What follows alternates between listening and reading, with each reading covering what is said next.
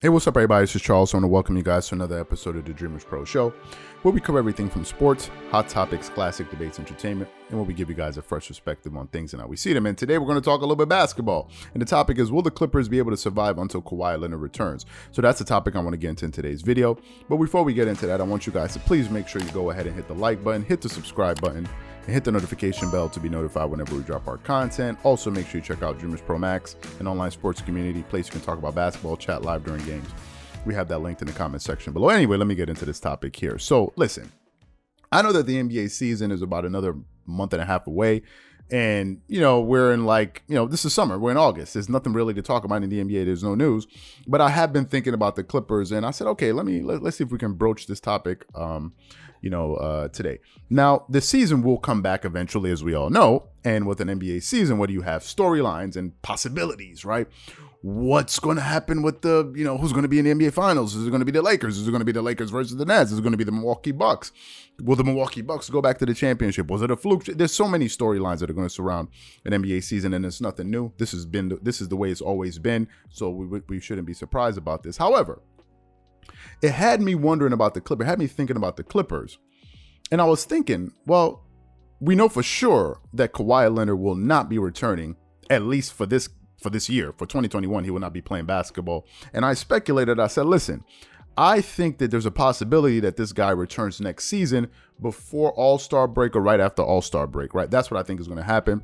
Some people have speculated and said, listen, we don't think this guy's going to come back, given the fact that he seems to be somebody that's very, very cautious, only likes to play when he's 100% healthy. They don't think he's going to come back. And obviously that's not true, right? Kawhi Leonard has played without being 100% healthy. Number one, everybody in the playoffs, for the most part, as you advance through the rounds, everybody's banged up, number one. Number two, when he was playing with the Toronto Raptors, you could have made an argument that he wasn't 100% healthy. You saw different points in the series, especially against the Milwaukee Bucks, where he would go up for a dunk, come back, land, walk kind of gingerly. So I just think that is something that people want to say, but nevertheless, it remains to be seen.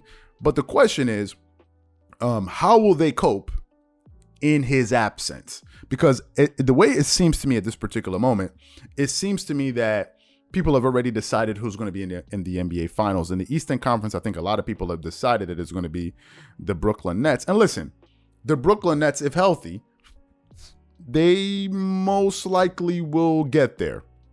Now, I do think they're going to be challenged this season because I think they're going to be some good teams in the Eastern Conference. I think the Miami Heat are going to be formidable. I think the Milwaukee Bucks are going to be formidable, given the fact that they just won a championship. Now they know exactly what it takes to win a championship. They lost some key pieces, like for example, PJ Tucker. He ended up going to sign with the Miami Heat, and I think he's going to add a lot of veteran savvy to that team and toughness to that team. But nevertheless, the Milwaukee Bucks are going to be in play.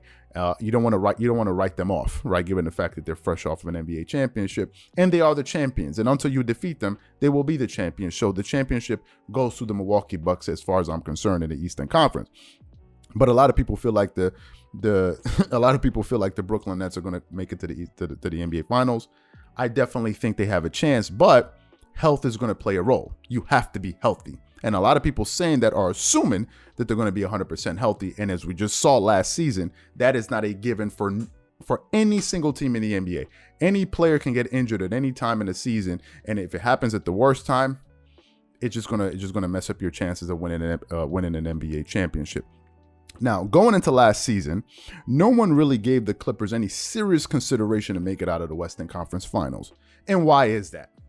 The primary reason why a lot of people decided that this team is not serious, we're not going to put any hope and faith in this team, is for what happened the year prior in the Orlando bubble, the way they flaked out of the playoffs against the Denver Nuggets. Ever since they blew that 3-1 lead, it's like, and I said it all throughout last season, I said that it seemed as if that every single team that went to the Orlando bubble was able to go home except the Clippers. The Clippers were the only team that stayed in the bubble, right? Forgetting the fact that the Utah Jazz blew a 3-1 lead. Nobody wanted to talk about that, right? Forgetting that other teams lost, but for whatever reason, people had it in their minds that the Clippers, they have to stay. Everybody got to go home, but the Clippers have to stay in the bubble. And I said, listen, a lot of people are making a mistake. I said, this Clippers team, this is what I said all of last season, is not the team that they saw last season.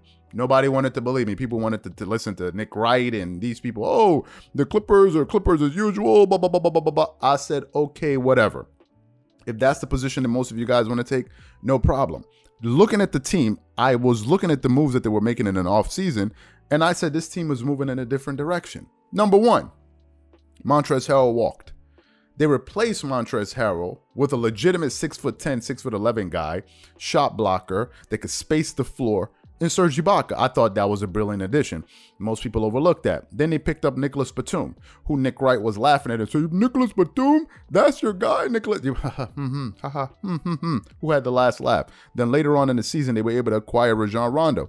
I thought he was a integral piece, but ultimately they ended up letting go of him. And to me, I think the additions that they were making, it looked like the Clippers understood exactly what they wanted to do, that Lawrence Frank and these guys, Jerry West and these guys knew exactly what the heck they were doing. And it looked like they were in prime position to go to the playoffs to compete. But what happened right before they got to the playoffs? What happened? We all remember this. The Clippers decided to rest some of their best players to gear them towards the playoffs. And a lot of people felt as if that the Clippers were doing that because they were somehow afraid of the Lakers. I said, that was probably the single most ridiculous narrative storyline that I heard last season. I was like, what? They're afraid of the Lakers? Like, how did that happen? Why would they be afraid of the Lakers? But nevertheless, people ran with that train of thought. They thought that Kawhi Leonard was afraid of, think about it. They thought that Kawhi Leonard, Tyronn Lue, and these guys were afraid of the Lakers somehow. And people really believe that. I said, okay, no problem. If that's what you guys believe, no problem. So what happened? They went to the playoffs. When they got to the playoffs, they started to prove that when healthy, they were the best team in the Western Conference. They were the best team in the Western Conference, and Paul George stepped up in a major way, and he showed you that he could be a number 2 option on a championship team. And when Kawhi Leonard went down in the second round in Game 4, when they were playing against the Utah Jazz, when they tied up that series, a series that everyone picked them to lose, by the way, Paul George stepped up, and he played like a number 1 option. He was able to help that team advance to the Western Conference Finals, and they took the Phoenix Suns, who ultimately went to the NBA championship. They took them 6 games, which I don't even think it should have even gone that far, right? So, when you got to see Paul George out there playing his best, you saw Reggie Jackson stepping up, you saw Terrence Mann stepping up. I said, this team right here, man, they're legit. They're legit. So going into this season, given the fact that Kawhi Leonard won't be there for the majority of the season, I do think he's going to come back. How will they fare without him? I think the Clippers this season are going to thrive, right? I think they're probably going to end up being the 4 or 5 seed in the Western Conference throughout I think they'll hover around that 4, 5, 6 seed, right? Because the West is tough. You got Golden State. They're going to have Klay Thompson back. They're going to have Stephen Curry. You have the Lakers. You have the Utah Jazz. You have the Denver Nuggets. You have all of these teams in the Western Conference and they're going to be good. I think you have the Dallas. Well, I don't know what's going to happen with the Dallas Mavericks. Let's see, right? But the West is loaded, but I think the Clippers are going to be right there. I don't think the Clippers are going to be fighting for the play-in. I don't think any of that's going to happen. I think they're going to be just fine. I think they're going to be in the playoff mix, and I think by the time Kawhi Leonard returns, they're going to be geared to make another run at it, because here's why I think so. I think the Clippers proved that they're easily the deepest team in the Western Conference. Easily. I think the complement of players that they have on their roster, I think the players complement each other perfectly, and given the type of system that they run, with the ball movement and player movement and having so many three-point shooters, people forget. The Clippers had about 9 players last season. 9 players on that roster that shot about 40% or close to 40% from the 3. 9.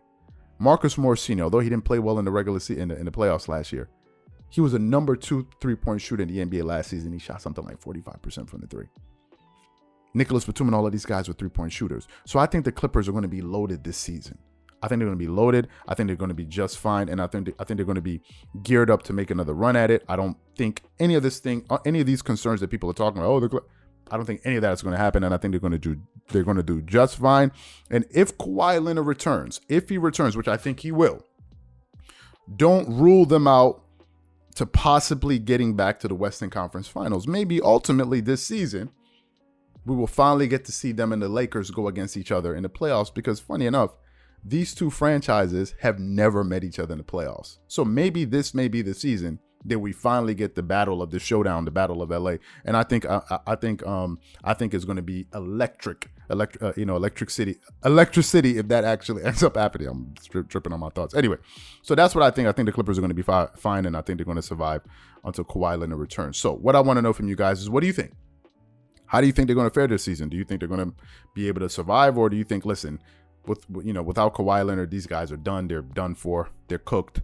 On to the next one. Whatever you guys think, please leave your thoughts and comments in the comment section below.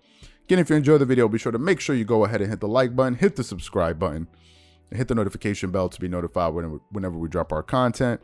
Once again, this is Charles here from Dreamers Pro, wishing you guys an amazing day, and catch you guys on the next episode.